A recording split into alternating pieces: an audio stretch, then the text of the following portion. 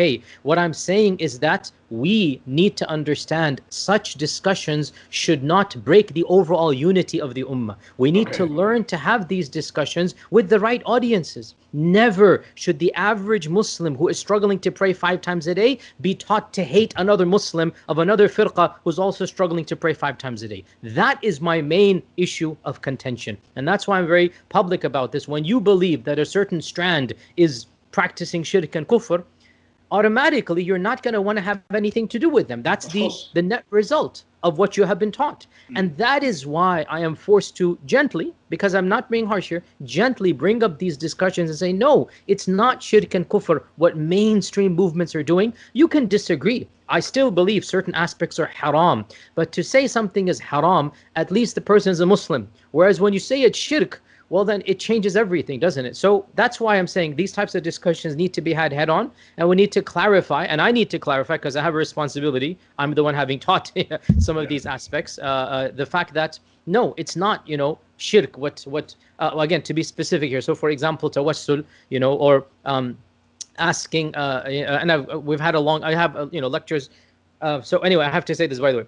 We're not talking about the actual issues. If you're interested, you can listen to number one, the most important is my 3-hour lecture on the Najdi Da'wah, it's called. It's on my YouTube channel. You can listen to that. It's a 3-hour long lecture on the Najdi Da'wah. I've talked a little bit about this as well in my first podcast with the Mad Mamluks, right? That was, I think, 3 years ago. A little bit about this as well. Yeah. And then also Muhammad Hijab interviewed me about my time in Medina. Yeah. And you can listen to that. So these are the 3 interviews that I would recommend anybody to listen to get to the core of what we are skirting around in this interview with you. I've already discussed the core details in those interviews. So the fact of the matter is, Sheikh, that the reality is that whilst you said that these conversations should take place, there is a place for it in the right environment with the right people, and it shouldn't trickle down on a grassroots street masjid level. But the truth of the matter is it did, whether it's the Indian subcontinent, whether it be in places like Syria with Mashaykh like Ramadan al-Bouti and others and his contemporaries. It definitely took place in the UK. Everyone knows about the noughties, the Dawah wars of the 90s in the UK. I'm very sure it did happen also in America. The fact of the matter is that these theological intra-sectarian discussions and debates did take place. Can they ever be contained? No, it can never be contained. The goal is not perfection. It's never going to happen. But the goal is to minimize evil. And if the major du'at and the major preachers and teachers simply change their tune, which has happened in North America since the 90s, so they change their tune and they don't emphasize these intra-sectarian disputes, then inshallah the bulk of the ummah will be free of them. I'd like to say that America, the Muslim scene here, has headed in that direction. Again, I'm a product of the 90s. These sectarian wars you talk about, I was in the thick and thin of them back in the 90s. Indeed. Right? I was a part of all of this, and that has what shaped me to understand. I mean, one of the main, so again, let me give you an anecdote here. When I returned from Medina in 2005, right, there was no question I was a card-carrying Najdi, right? I was preaching and teaching Ibn Abdul Wahhab, and I hadn't changed one iota of my belief about the Najdi Da'wah. 2005, 2006, an incident happened in a MSA. It's an ISOC, you call it, MSA, ISOC, yes, yeah. Where some of our students of the Al-Maghrib Salafi, version, whatever, and some of Zaytuna, and I'll mention names here so that people understand. Zaytuna's crowd, which is obviously slightly different, that they had a very big verbal clash, and they decided to split up and form 2 ISOCs, 2 MSAs. This was on a university campus, okay? Yeah. And I knew, but 2 degrees of separation, I knew the people involved on our side, and it really hurt me. Like I realized, bro, that's not, at that stage I said, we disagree with them, but not to this level.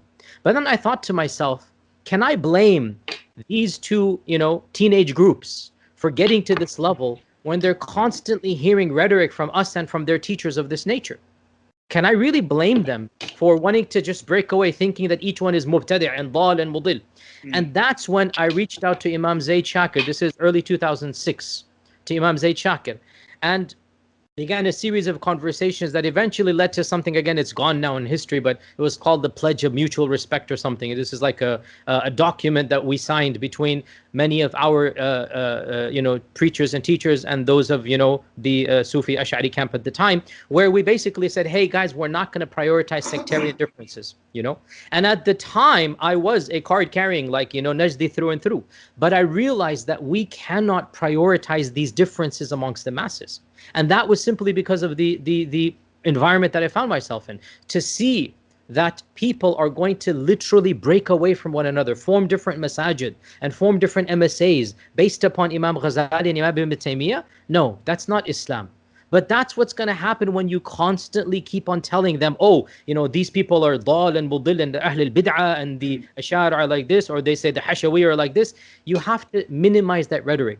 I think we both learned from the 90s and then 9/11 and all of the backlash that happened and whatnot. And inshallah, these days, at least in the North American scene, we really don't have a mainstream preacher who is still upon that 90s version, because we've realized that it doesn't make any sense to be isolationist and to burn all our bridges with one another. No, what unifies us is far, far more than what splits us apart. And the kalima is the most important thing that unifies us. Even if we disagree about asma al sifat, or we disagree about certain aspects of tasawwuf and whatnot, those disagreements should not lead to the breaking of bonds between the ummah as a whole. So again, this is a personal anecdote that it made me realize I need to think things through. That led to the journey of trying to understand intellectually, because again, I'm jumping the gun here, but I needed to reconcile in my own mind how we can form ties with groups of people that I'm being taught are committing shirk. You see? My heart is telling me that we need to form bonds for the ummah. And these are people of iman and taqwa. I meet them, I interact with them, and they have great precedence. When they quote their fatwa of tawassul, whatever it might be, they have a long list of ulama from Suyuti and from, Ibn Hajar and Nawawi. All of them are allowing this thing, and you know this. I mean, this is well known, right? Yes. And yet I am being taught that specific aspects of what they're doing is shirk and kufr. Okay? So how do I reconcile forming bonds with people whom intellectually I'm being told, and I believe at that time, that this is shirk? And that's a cognitive dissonance. You're put in a very awkward situation. And this is what forced me to go back and really, as I said, with an open mind, think, is it really shirk? What my teachers have taught me. I'm meeting these Muslims. I don't see them as Hindus. I don't see them as pagans. I see them with their iman, their taqwa, their tahajjud, their dhikr. I see them and they genuinely love Allah and His Messenger. And I see them quoting great ulama, far greater than, many of in our movement, for example. And yet I'm being taught that this is shirk and kufr. And this is why I needed to really reconcile. And as I said, it's in my Najdi lecture, the 3-hour long one. I went into a very deep dive and a year and a half reading, rethinking critically and whatnot. And then obviously it became clear to me that you can disagree and you can say, yes, they should not be doing that. But it's not shirk whatsoever. The term shirk should never be applied to what mainstream ulama have endorsed throughout Islamic history. That's a very dangerous term. That's a loaded term.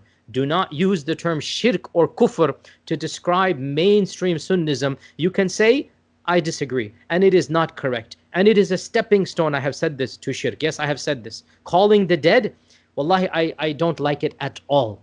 And it's something that really we should not open the door to.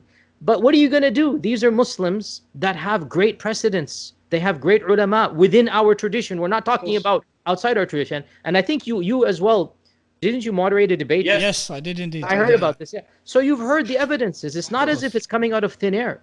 Well, it's normative, very much normative. Exactly. Yeah. It is normative. That's the point that our, Najdi brethren fail to understand. This, you're talking about the Salaf, you find whiffs of this in the first, Tawassul, the first 3 generations, no doubt about it. Imam Ahmad allowed Tawassul according to many of his own students, right? And then you have Ibn Taymiyyah, with my utmost love and respect, saying it's a bid'ah, okay? Many of the Salaf allowed Tawassul. So, Shaykh, if I may interject there, because you cited it. So when I chaired that debate on the permissibility of Tawassul Istighatha between Shaykh Sar Rashid, who doesn't identify as a Brahmi, but Hanafi Ash'ari, and then Ustad Abdul Rahman Hassan, who was obviously of that persuasion, of the Najdi persuasion. And I recall at the very beginning, Shaykh Sar, he said that, look, our issue isn't that you believe it's haram. Our issue is that you believe it's shirk. Because essentially what you're doing by extension here, you're making takfir on us, takfir light on us, yeah? You can't open the heart of every single person who visits the grave. You don't know that they're asking the person who's deceased independently to give them X, Y, and Z. So here we are debating. Do you believe seeking assistance or aid from the deceased not independent of Allah? And whatever our argument is it shirk or is it haram? And I remember Abdul Rahman said it's shirk. And he said, and this is why we are here debating. Exactly my point. If you say it is haram, then you can agree to disagree and maybe even have a heated debate, but in the end you will part as brothers.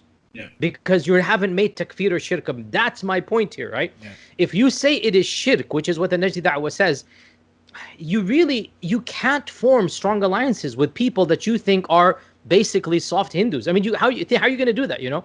And as you're aware, this is what this is what the Najdi Da'wah teaches. And I have an anecdote in my lecture, the 3-hour long one. I even spoke to one of their senior scholars, Bin Bayya, and I said to him, like, how do you expect us to reconcile, forming bonds with people that we think they're doing shirk? I asked him this question. This is me in 2005, 2006, problematizing, like, look, what maslaha is there? And this is what the Najdi say. What maslaha is there in forming ties of relationship with people that are not actually Muslims? And they have a valid point from their paradigm. There is no maslaha, politically or theologically, from forming ties with people that you think are committing shirk and kufr. You understand this point? And that's why, for example, anybody who believes the Prophet ﷺ is not the final prophet, the group I'm talking about. Of course. I have nothing to do with them. What maslaha is there? What maslaha is there? Nothing. I have nothing to do with them. I don't want to do anything with that movement because I don't view them as being kith and kin to me. Right? They're a different firqa, and not even firqa, sorry. They're a different deen. They have nothing to do with Islam. 100%. Okay, now if you're going to say mainstream tasawwuf, Ghazalian tasawwuf is kufr and shirk, right? If you're going to say 90% of the ulama of Yemen and, Morocco and many in Azhar and whatnot are practicing shirk, what are you going to do to the ummah? And that's why I have to say, at least amongst our circles that listen to us, I don't give khutbahs about this. My lecture series are not about these issues, but for academic audiences, and even in the library chats, I said this is an academic talk. If you're interested, you have the background. We need to clarify that this interpretation of calling it shirk is a minority one. You can call it haram, and you have giants that have called it haram. Ibn Aqil said it's haram. My argument, and I know this caused a controversy, but I stand by this.